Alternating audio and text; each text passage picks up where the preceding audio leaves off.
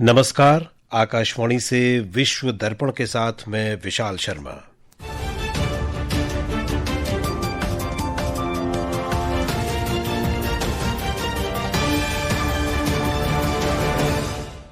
सबसे पहले मुख्य समाचार। प्रधानमंत्री नरेंद्र मोदी ने ग्रीस के प्रधानमंत्री किरियाकोस मित्सोताकिस के साथ टेलीफोन पर बात की।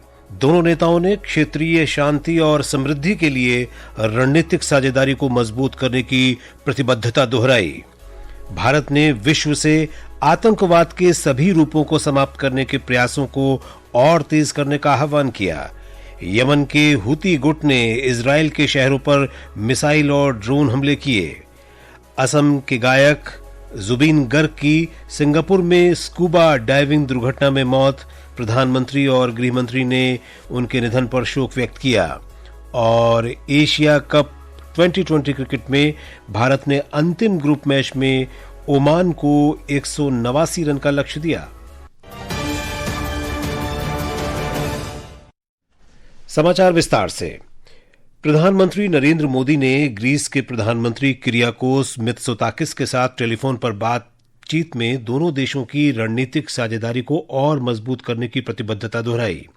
उन्होंने व्यापार, निवेश, प्रौद्योगिकी, नौवहन, रक्षा, सुरक्षा, संपर्क और लोगों के बीच आपसी संबंधों के क्षेत्र में द्विपक्षीय संबंधों में विकास का स्वागत किया।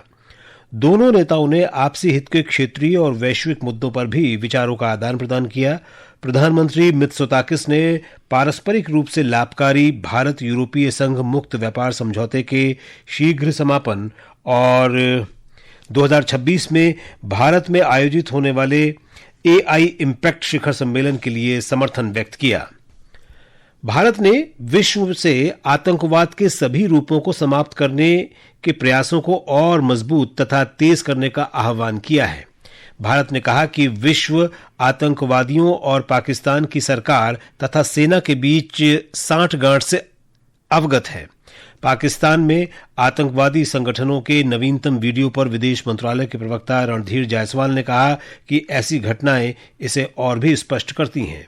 We all have to fight cross-border terrorism. हमें हर स्तर पर आतंकवाद और सीमा पार आतंकवाद से लड़ना होगा, चाहे वो ब्रिक्स हो, शंघाई शिखर सम्मेलन हो या कहीं और। पूरी दुनिया में अंतर्राष्ट्रीय आतंकवाद और सीमा पार आतंकवाद से लड़ने के लिए समर्थन मिल रहा है। हमें आतंकवाद के सभी प्रारूपों का डटकर सामना करना होगा। In all its forms and manifestations. Nepal पर श्री जायसवाल ने कहा कि भारत सुशीला कार्की के नेतृत्व में एक नई अंतरिम सरकार के गठन का स्वागत करता है। नेपाल के जो गतिविधियां अभी हुई उसके बाद वहां नई सरकार आई है, उस पर हम लोगों ने एक वक्तव्य जारी किया है। हमने वहां पर जो अंतरिम सरकार बनी है उसका हम लोगों ने स्वागत किया है और स्वागत के बाद और उस वक्तव्य के बाद प्रधानमंत्री कार्की से बात हुई और उस दौरान हमने ये रिफॉर्म किया है कि भारत नेपाल को जो वहां पर शांति और स्थिरता लाने में जो भी मदद होगा उसको सपोर्ट करता है। वाणिज्य और उद्योग मंत्री पीयूष गोयल ने कहा है कि संयुक्त अरब अमीरात के साथ व्यापार, निवेश और उभरती प्रौद्योगिकी में अवसरों पर सकारात्मक बातचीत हुई है। श्री गोयल के 2 दिन के संयुक्त अरब अमीरात यात्रा को काफी रचनात्मक बताया। उन्होंने कहा कि दोनों सरकारों के बीच चर्चाएं तथा व्यावसायिक वर्गों ने भारत संयुक्त अरब अमीरात की रणनीतिक साझेदारी की शक्ति की पुनः पुष्टि की। उन्होंने कहा कि बड़े निवेशों के जरिए संबंधों को प्रगाढ़ करने के प्रति वचनबद्धता भी व्यक्त की गई। भारत और न्यूजीलैंड के बीच मुक्त व्यापार समझौते पर तीसरे दौर की वार्ता आज क्वींसलैंड में संपन्न हो गई। वाणिज्य और उद्योग मंत्रालय ने कहा कि आर्थिक संबंधों को मजबूत करने और पारस्परिक रूप से लाभकारी समझौते पर शीघ्र पहुंचने की दिशा में काम करने के लिए दोनों देशों ने साझा प्रतिबद्धता व्यक्त की। इस दौरान प्रधानमंत्री नरेंद्र मोदी और न्यूजीलैंड के प्रधानमंत्री क्रिस्टोफर लक्सन के दृष्टिकोण के अनुसार द्विपक्षीय व्यापार, निवेश और आर्थिक सहयोग प्रगाढ़ करने के साझा संकल्प को दर्शाया गया। वाणिज्य और उद्योग मंत्री पीयूष गोयल तथा न्यूजीलैंड के व्यापार और निवेश मंत्री टॉड मैकले के बीच इस वर्ष 16 मार्च को हुई बैठक में इस मुक्त व्यापार समझौते का औपचारिक रूप से शुभारंभ किया गया था। विदेश मंत्रालय और कनाडा के वैश्विक मामलों के मंत्रालय ने आज नई दिल्ली में विदेश कार्यालय परामर्श FOC का आयोजन किया। परामर्श के लिए भारतीय प्रतिनिधिमंडल का नेतृत्व सचिव पी कुमारन ने किया। वहीं कनाडाई पक्ष का नेतृत्व उप विदेश मंत्री डेविड मॉरिसन ने किया। श्री मॉरिसन ने विदेश सचिव विक्रम मिस्री से भी मुलाकात की। ये परामर्श इस वर्ष जून में कनाडा के कनानास्कीस में G7 शिखर सम्मेलन के दौरान प्रधानमंत्री नरेंद्र मोदी और उनके कनाडाई समकक्ष मार्क कार्नी के बीच हुई द्विपक्षीय बैठक के बाद हुआ है। ये आकाशवाणी है और आप सुन रहे हैं विश्व दर्पण। यमन के हूती समूह ने इजराइल के शहरों पर हाइपरसोनिक बैलिस्टिक मिसाइल और 3 ड्रोन हमले करने की जिम्मेदारी ली है। मिसाइल से जाफा में एक सैन्य अड्डे पर हमला किया और बीर शेवा और बंदरगाह शहर इलात पर ड्रोन से हमला हुआ। अक्टूबर 2023 में गाजा संघर्ष शुरू होने के बाद से हूती बार बार इजराइल को निशाना बना रहे हैं। इजराइल ने यमन में हूती नियंत्रित क्षेत्रों पर हवाई हमले करके जवाब दिया है। अमेरिका ने गाजा में तत्काल स्थायी संघर्ष विराम और बंधकों की रिहाई से संबंधित मांग वाले मसौदा प्रस्ताव को संयुक्त राष्ट्र सुरक्षा परिषद में 6ठी बार वीटो कर दिया है। पश्चिमी एशिया में पश्चिमी एशिया में अमेरिका की उपदूत मॉर्गन ऑर्टगस ने कहा कि ये मसौदा प्रस्ताव हमास की निंदा करने या अपनी रक्षा करने के लिए इजराइल के अधिकार को मान्यता देने के लिए काफी नहीं है। सुरक्षा परिषद के अन्य सभी 14 सदस्यों ने मसौदा प्रस्ताव के समर्थन में मतदान किया। इन सदस्यों का कहना है कि गाजा की मानवीय स्थिति हृदय विदारक है। उन्होंने इजराइल से गाजा में लगाए गए सभी सहायता प्रतिबंधों को हटाने का आह्वान किया है।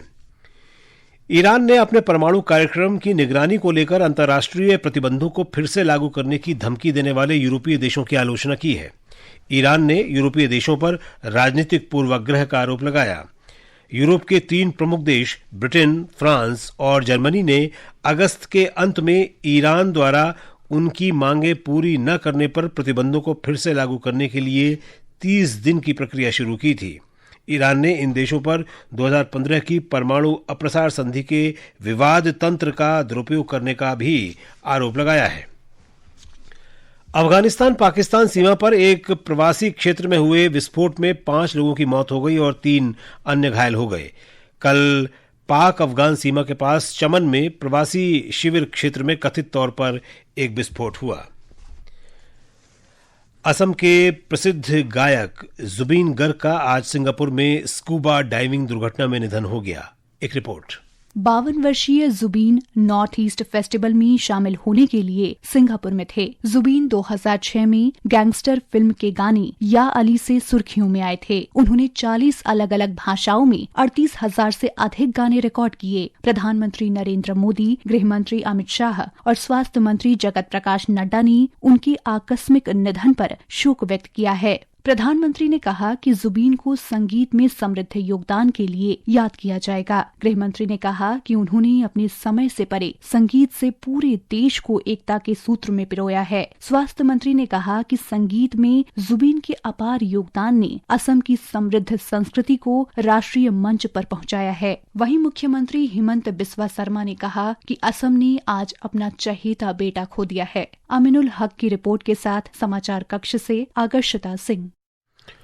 और अब बात खेलों की। एशिया कप T20 क्रिकेट में भारत ने अंतिम ग्रुप मैच में ओमान को 189 रन का लक्ष्य दिया है। ताजा समाचार मिलने तक ओमान ने 2 ओवर में बिना किसी नुकसान के 17 रन बना लिए हैं। भारत ने निर्धारित 20 ओवर में 8 विकेट पर 188 रन बनाए। संजू सैमसन ने सबसे अधिक 56 रन की पारी खेली। और अब अंत में मुख्य समाचार एक बार फिर। प्रधानमंत्री नरेंद्र मोदी ने ग्रीस के प्रधानमंत्री किरियाकोस मित्सोताकिस के साथ टेलीफोन पर बात की। दोनों नेताओं ने क्षेत्रीय शांति और समृद्धि के लिए रणनीतिक साझेदारी को मजबूत करने की प्रतिबद्धता दोहराई। भारत ने विश्व से आतंकवाद के सभी रूपों को समाप्त करने के प्रयासों को और तेज करने का आह्वान किया। यमन के हूती गुट ने इजराइल के शहरों पर मिसाइल और ड्रोन हमले किए। असम के गायक जुबिन गर्ग की सिंगापुर में स्कूबा डाइविंग दुर्घटना में मौत। प्रधानमंत्री और गृह मंत्री ने उनके निधन पर शोक व्यक्त किया। और एशिया कप 2020 क्रिकेट में भारत ने अंतिम ग्रुप मैच में ओमान को 189 रन का लक्ष्य दिया। इसके साथ ही विश्व दर्पण का ये अंक समाप्त हुआ।